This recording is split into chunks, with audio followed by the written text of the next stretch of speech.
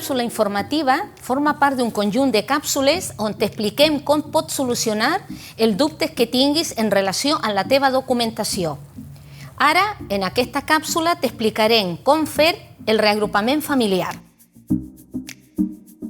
Com a persona estrangera, a quin familiar o familiars puc reagrupar? Doncs puc reagrupar el cònjuge o la parella de fet, inscrita en el cas de reagrupar un segon cònjuge o parella, cal una declaració jurada signada per al reagrupant indicant la seva situació civil. Fills menors de 18 anys o amb discapacitat, els ascendents a càrrec major de 65 anys i, excepcionalment, el menor de 65 anys per raons humanitàries. Quins són els requisits més importants que he de complir?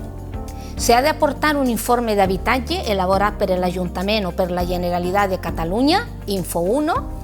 Aquest informe és necessari per iniciar el tràmit del reagrupament familiar.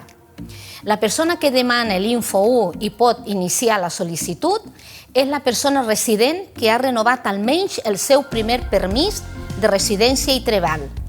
Ha de disposar de mitjans econòmics per mantenir la família, depenent del nombre de familiar a càrrec, segons marca l'IPREM de l'any actual.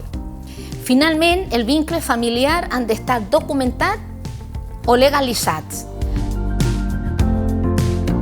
Puc reagrupar els fills com a únic progenitor o progenitora?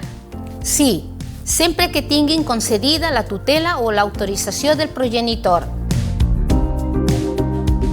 Quina situació administrativa tindran una vegada arriben al nostre país?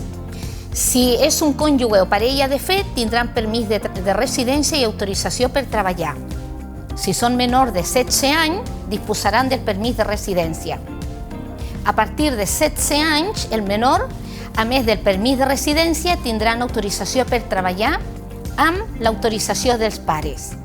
Pot trobar més informació al web de les delegacions del Govern i les oficines d'estrangeria i al portal d'immigració del Ministeri d'Inclusió.